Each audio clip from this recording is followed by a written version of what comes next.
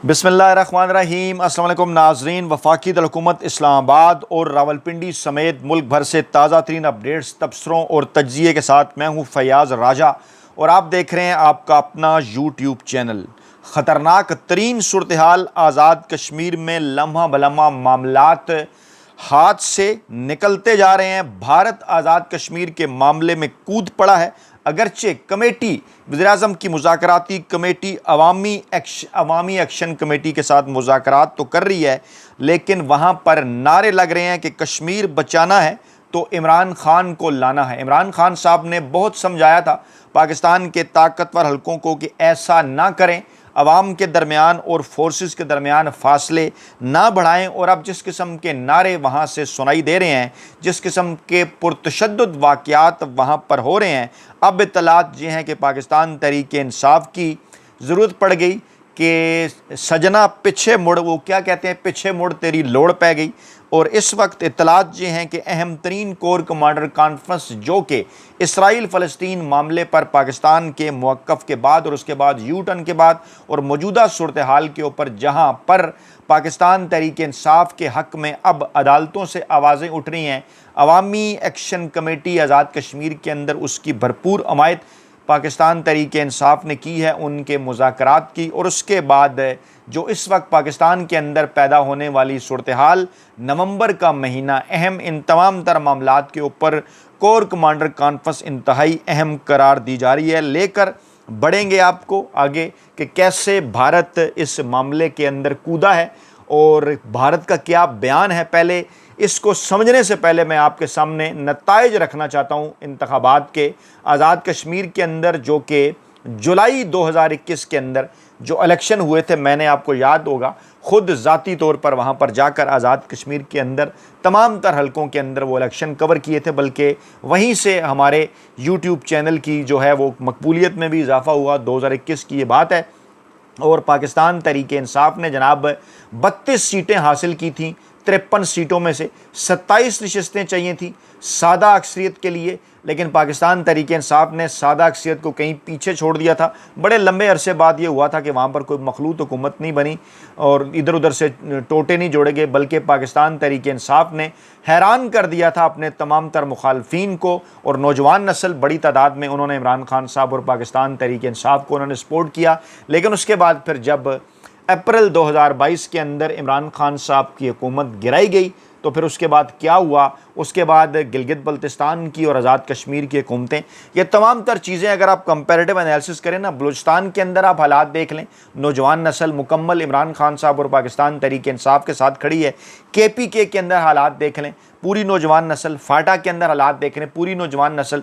और ये तमाम चीज़ें अगर आप इनका कंपैरेटिव एनालिसिस करें ना, तो बलूचिस्तान के अंदर पाकिस्तान तहरीक इंसाफ जिन इलाकों के अंदर मकबूल है, यानी जो कि पख्तून बेल्ट है, वहाँ पर वो तमाम तर को काफ़ी पीछे छोड़ चुकी है।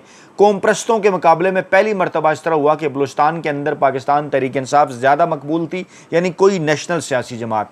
इसी तरह से फाटा और KP की सूरत हाल आपके सामने है। अच्छा, फाटा में क्योंकि हुकूमत उस तरह से नहीं गिराई जा सकती थी, वहाँ ज़्यादा लंबी चौड़ी अक्सरियत थी, सूबा भी सेंसिटिव था, लेकिन वहाँ यह तरीका अडाप्ट करने की कोशिश की जा रही है कि फाटा को दोबारा अलहदा किया जाए KPK से। बलूचिस्तान के अंदर हालात आपके सामने है कि वहाँ नौजवानों को जो है उस तरह से जो है वो जलसे जुलूस करने की इजाज़त नहीं है। पाकिस्तान तहरीक इंसाफ के हक़ में झंडे लेकर निकलने की वाल चेकिंग पर लोग गिरफ्तार कर लिए जाते हैं। लेकिन हमने ये देखा है कि जो जलसा इस्लामाबाद के अंदर नवंबर में पिछले साल हुआ था, उसमें बलूचिस्तान से खासी बड़ी तादाद में लोग आए थे।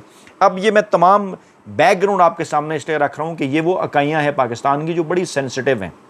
बॉर्डर्स है ना ईरान के साथ और अफ़गानिस्तान के साथ।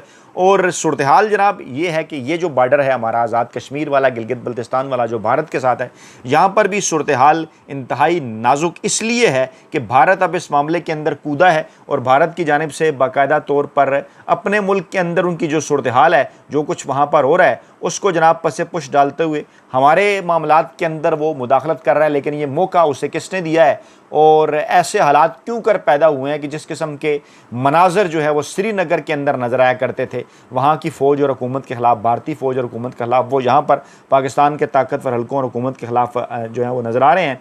अच्छा, अब भारत ने बेसिकली जो ये कहा है, इसके पीछे कुछ अहम तरीन मामलात हैं जिससे वो जनाब फ़ायदा उठाना चाहता है। भारत ने कहा कि पाकिस्तान को इंसानी हकूक़ की खिलाफ वर्जियों पर जवाबदेह ठहराना चाहिए।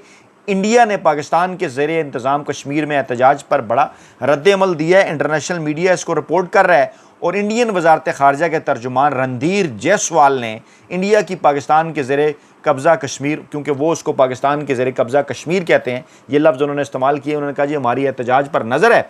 और आज ही उन्होंने न्यूज़ कॉन्फ्रेंस की और उन्होंने कहा जनाब के जो है वो जम्मू कश्मीर के कई इलाकों में मुजाहरे हो रहे हैं और मासूम शहरियों पर पाकिस्तान की जो फोर्सेस हैं वो मुजालिम कर रही हैं। ये BBC रिपोर्ट कर रहा है कि भारत ने ये कहा है। और फिर उन्होंने कहा कि हम ये समझते हैं कि पाकिस्तान के जाबराना अंदाज और इलाकों से वसाइल की लूट मार का ये एक फितरी नतीजा है। ज़बरदस्ती गैर कानूनी कब्ज़ा जारी है और इंसानी हकूक़ की और खिलाफ वर्जियों का पर जवाबदेह होना चाहिए। अच्छा, आगे चलकर उन्होंने जो है वो इसको अपने हक में मोड़ने की कोशिश की। इन तमाम तर चीज़ों को पसे पुश डाल करके वो वहाँ पर क्या कर रहे हैं और किस तरह से वहाँ पर जो है वो मकबूजा जम्मू कश्मीर किस तरह से उन्होंने वहाँ पर कब्ज़ा कर लिया, इन तमाम तर चीज़ों को पसे पुश डाला गया। लेकिन सूरत हाल ये है कि किसने उन्हें ये मौका फ़राहम किया है और इस वक्त सवालात क्या हैं, अवामी एक्शन कमेटी के मुतालबात क्या हैं। जनाब एक तो वो ये बात कर रहे हैं कि हुक्मरान तबकात की जो मराहत है ना वो जनाब उसको ख़त्म किया जाए और पाकिस्तान में मुकीम मुहाजिरीन की 12 असम्बली नशस्तों का ख़ात्मा किया जाए। ये बड़ा इम्पॉर्टेंट नुक्ता है कि पाकिस्तान के अंदर क्यों जो है वो 12 नशस्तें मौजूद हैं और मुहाजिरीन जो हैं वो फ़ैसला करते हैं पाकिस्तान के अंदर बैठ कर आज़ाद कश्मीर के मुस्तकबिल का। और फिर वो कह रहे हैं जनाब इंटरनेशनल एयरपोर्ट हमें दिया जाए, यकसा मुफ्त तालीम हमें दी जाए, इलाज मुआलजे की सहूलियात दी जाएँ। फिर वो कोटा सिस्टम के ख़ात्मे की बात कर रहे हैं, अदालती निज़ाम में इस्लाहात की बात भी कर रहे हैं। और फिर जनाब जो है वो हुकूमत पाकिस्तान जो है वो कह रही थी कि कहीं हमने मुज़ाकरात तस्लीम कर लिए थे लेकिन कुछ मुतालबात पूरे ना होने की वजह से मुज़ाकरात नाकाम हो गए थे। और वज़ीर अमूर कश्मीर जो हैं अमीर मकाम साहब वो ये दावा कर रहे थे कि जनाब हमने तमाम जो मुतालबात हैं वो मंजूर कर लिए। लेकिन सूरत हाल क्या रही वहाँ पर कि 5वां दिन है, पहिया जाम हड़ताल है, इंटरनेट मोबाइल सर्विस बंद है और वफाक से जो उनके मुज़ाकरात नाकाम होने की कुछ वजूहात बताई जा रही हैं उसमें डेफिनेटली जनाब वो जो मुहाजिरीन की नशस्तें हैं इस मामले के ऊपर डेडलॉक और कहा गया है कि ये फ़ैसला तो असम्बली ने करना है। लेकिन किस असम्बली ने करना है, इसके अंदर तो पाकिस्तान तहरीक इंसाफ की अक्सियत थी, आपने उसे अक़लियत के अंदर बदल दिया। और अगर इसी सेटअप के साथ आपने आगे जाना है यानी 2026 के अंदर इलेक्शन होने जा रहे हैं तो ये बड़ा इंपॉर्टेंट नुक्ता है कि 2026 से पहले अगर आप वहाँ पर इस किस्म की चीज़ों को एड्रेस नहीं करते और आवाम एक बार फिर जैसा कि नज़र आ रहा है वो पाकिस्तान तहरीक इंसाफ और इमरान खान साहब को वोट देते हैं, नौजवान नस्ल, जो कि मैं एक और स्टोरी आपके सामने रख देता हूँ इंटरनेशनल मीडिया इंडिपेंडेंट उर्दू की, वो क्या बात कर रहे हैं वो भी ज़रा गौर से सुन लें। वो कह रहे हैं कि वो भी इसको पाकिस्तान के ज़ेर इंतज़ाम कश्मीर करार दे रहे हैं, आज़ाद की बजाय शायद ये उनकी पॉलिसी है। और उनका ये कहना है कि आर्टिकल 370 की मनसूखी के बाद शायद उस तरह का रद्द-ए-अमल हमारी हुकूमत की जानिब से नहीं आया था और ये जो एहतजाज है ये वक्ती नहीं है या वाक़याती रद्द-ए-अमल ना इसको समझें, ये एक सतही तज्ज़िया होगा ऐसी बात करना और हकीकत में एक ये गहरी सियासी, नफ्सियाती और वजूदी कैफियत का इज़हार है जो ख़ित्ते की नई नस्ल की सोच और इज्तमाही शऊर में तेज़ी से पनप चुकी है। अब नई नस्ल कौन है? नई नस्ल वो है जो सोशल मीडिया इस्तेमाल करती है, नई नस्ल वो है जो कि इमरान खान साहब के बयानिए के ऊपर यकीन रखती है, नई नस्ल वो है कि पाकिस्तान की हो या आज़ाद कश्मीर की, जिनके वोटिंग राइट को कैसे दबाया गया, उन्होंने वोट किसी और को दिया, हुकूमतें वहाँ पर किसी और की बन गई। अब ये नई जो नस्ल है इसके ऊपर अपना रद्द-ए-अमल दे रही है और जो नौजवान है वो रवायती सियासी नारों और वादों से मुतमईन नहीं है और जॉइंट अवामी एक्शन कमेटी जो है वो मुस्तकबिल पर हकीकी इख्तियार के मतराशी है। अब इसके अंदर पीपल्स पार्टी के कारकुनान भी हैं, इसके अंदर नून लीग के कारकुनान भी हैं, इसके अंदर बड़ी तादाद में पाकिस्तान तहरीक इंसाफ के कारकुनान भी हैं। लेकिन नौजवान क्योंकि वहाँ ज़्यादा बड़ी तादाद में है और उनका ताल्लुक डेफिनेटली इमरान खान साहब और पाकिस्तान तहरीक इंसाफ के साथ है, तमाम तर सर्वेज जो हैं वो हमें ये बात बताते हैं। अब मौजूदा चुनखब हुकूमत को परेशानी इस बात की है कि अगर जनाब ये तमाम के तमाम मुतालबात उनके तस्लीम कर लिए जाते हैं तो नज़र ऐसा आएगा कि जनाब हम शायद पाकिस्तान तहरीक-ए-इंसाफ से और उनकी हमायत करने वाली नौजवान नस्ल से जनाब शिकस्त खा गए हैं। यहाँ पर ये दावे किए जा रहे हैं कि एक सेशन हो चुका था मुज़ाकरात का, दूसरा सेशन अभी जारी है, लेकिन उसके अंदर जो लोग शामिल हैं तारिक फजल चौधरी या दीगर लोग, वो ये दावे कर रहे हैं जनाब कि ये मुज़ाकरात कामयाब हो गए हैं और आइंदा चल कर जनाब इनका हल निकाल लिया जाएगा, एहतजाज ख़त्म हो जाएगा। लेकिन राख के अंदर चंगारी दबाने की ये बात है। अगर ज़ोर ज़बरदस्ती आप ये मुतालबात इस तरह से उनसे मनवा लेते हैं या आप कुछ वादे वईद करके इस किस्म की चीज़ें तस्लीम कर लेते हैं, तो आगे चल कर क्या होगा?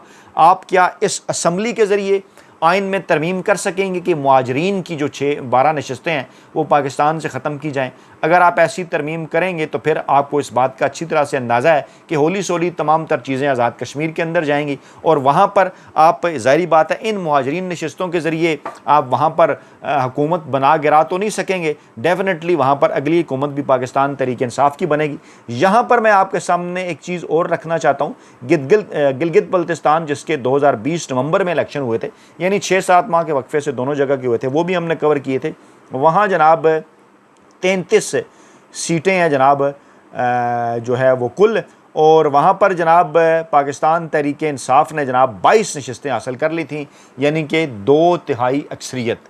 कश्मीर में सादा अक्सरियत से भी ज़्यादा और गिलगित बल्तिस्तान में 2/3 अक्सरियत। और वहाँ पर इन्होंने क्या किया खालिद खुर्शीद साहब के साथ? अच्छा, अब ये मैं जोड़ के इसलिए आपको बता रहा हूँ कि इन दोनों का बड़ा गहरा ताल्लुक़ है। गिलगित बल्तिस्तान और आज़ाद कश्मीर का बड़ा गहरा ताल्लुक़ है। 1947 अक़वाम मुत्तहिदा की करारदादें, भारत का मौक़िफ़, पाकिस्तान का मौक़िफ़, दीगर मौक़िफ़, चनाब फार्मूला, ये तमाम तर चीज़ें इन दोनों चीज़ों को जोड़ कर देखती हैं कि जब भी मामला होगा। अच्छा, भारत ये भी एतराज़ करता है कि आप हमें कहते हैं हमने कश्मीर को अपना हिस्सा बना लिया है जो हमारे पास था ज़ोर ज़बरदस्ती, तो उससे पहले तो आपने गिलगित बल्तिस्तान को सूबाई इख्तियार देकर जो है उसको सूबाई स्टेटस देकर अपने साथ में ला लिया। शायद उस तरह से ना भी दिया हो, और लेकिन बहरहाल उनका वज़ीर आला तो होता है और दीगर इस किस्म के कई मामलात मरकज़ में चाहे उनका शेयर ना हो, लेकिन बहरहाल तो उनका ये कहना है कि जनाब आप इसको गिलगित बल्तिस्तान को आज़ाद कश्मीर से जोड़कर आपको देखना चाहिए। आपने इसे अलहदा कर दिया और फिर बाद में हमने ये वाला स्टेप ले लिया आज़ाद कश्मीर वाला। फिर इसके ऊपर कई बातें उठी, बाद में चीज़ें हुई कि भारत में तो अभी भी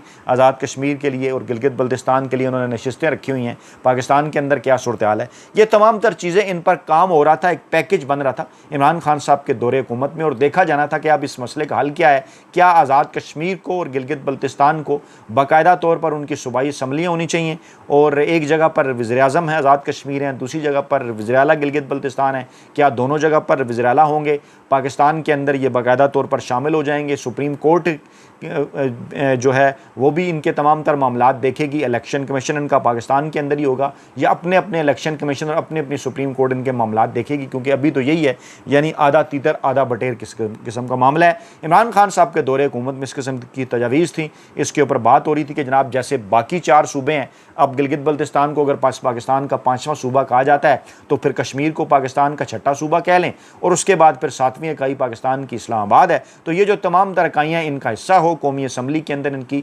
नशस्तें मखसूस हों, जैसा कि पंजाब की हैं, सिंध की हैं, बलूचिस्तान की हैं, KPK की हैं, इस्लामाबाद की हैं, ऐसी कश्मीर की भी हों, ऐसी गिलगित बल्तिस्तान की भी हों, और फिर वहाँ की अपनी एक सूबाई असम्बली भी हो, और फिर इसी तरह से वो सुप्रीम कोर्ट और इलेक्शन कमीशन जो पाकिस्तान इस्लामाबाद के अंदर काम करता है, इसी के अंदर वो भी काम करें। अब एक बार फिर इत्तलात ये हैं कि पाकिस्तान तहरीक-ए-इंसाफ के साथ रवाबित इस्तवार किए जा रहे हैं, बराह रास्त राब्ते हो रहे हैं, राब्ते बहाल हो गए हैं ताकतवर हल्कों की जानिब से, और कहा जा रहा है पाकिस्तान तहरीक-ए-इंसाफ की वो क़यादत जो कि जेलों से बाहर है, उनको ये कहा जा रहा है कि आप इस मामले के अंदर अपना किरदार अदा करें। और अगरचे सियासी कमेटी जो बनाई गई है उसमें पीपल्स पार्टी के और नून लीग के लोग शामिल किए गए हैं, वहाँ पर आपके जहन में ये बात आनी चाहिए थी ना कि हम पाकिस्तान तहरीक-ए-इंसाफ को भी इसके अंदर शामिल करें।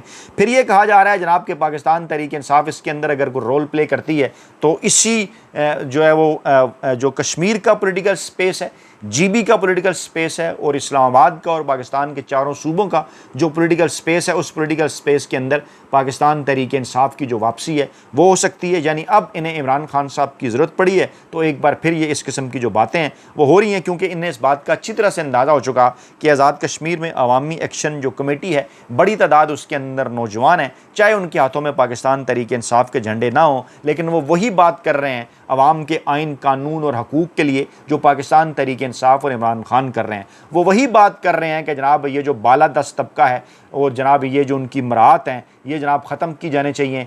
और बाकी कामों के साथ साथ तालीम और सेहत के हवाले से सहूलियात मिलनी चाहिए। ये बिल्कुल वही अप्रोच है कि इंसाफ मिले हमें, पीटीआई का यही नारा है, तालीम और सेहत मिले अवाम को, पीटीआई का यही नारा है, और जो बलाई मराद याफ्ता तबका है उनकी सहूलियात को अब बंद करें, उनको ख़त्म करें, यही पाकिस्तान तहरीक इंसाफ और इमरान खान का नारा है। यानी अवामी एक्शन कमेटी के जो नारे हैं वो नज़र आ रहा है कि वो डिराइव किए हुए हैं वहाँ से, और अब वहाँ पर बाकायदा तौर पर नारे लग रहे हैं कि आज़ाद कश्मीर बचाना है, इमरान खान को लाना है। और इस मामलात के अंदर ये जो भारत की एंट्री हुई है ये बड़े मानी खेज़ है ऐसे मौके के ऊपर कि जब अफ़गानिस्तान के मुतल्लिक हमारी पॉलिसी में 180 डिग्री तब्दीली हो चुकी, फ़लस्तीन के मुतल्लिक तब्दीली हो चुकी, कश्मीर के मुतल्लिक हो चुकी। अब अगर भारत की जानिब से कोई ऐसी स्टेटमेंट आती है तो यकीनी तौर पर पाकिस्तान को तमाम तर सियासी जमातों की मशावरत के साथ, और ख़ास तौर पर ऐसी सियासी जमात की मशावरत के साथ जो कि मकबूल तरीन अवामी सियासी जमात है, और ऐसे सियासी रहनुमा की मशावरत के साथ जो कि मकबूल तरीन अवामी सियासी रहनुमा इमरान खान है, उनके साथ मशावरत के साथ आगे बढ़ना होगा। अपना बहुत ख्याल रखिएगा, दुआओं में याद रखिएगा। नई वीडियो के साथ जल्द हाजिर होंगे। अल्लाह ने के बाद।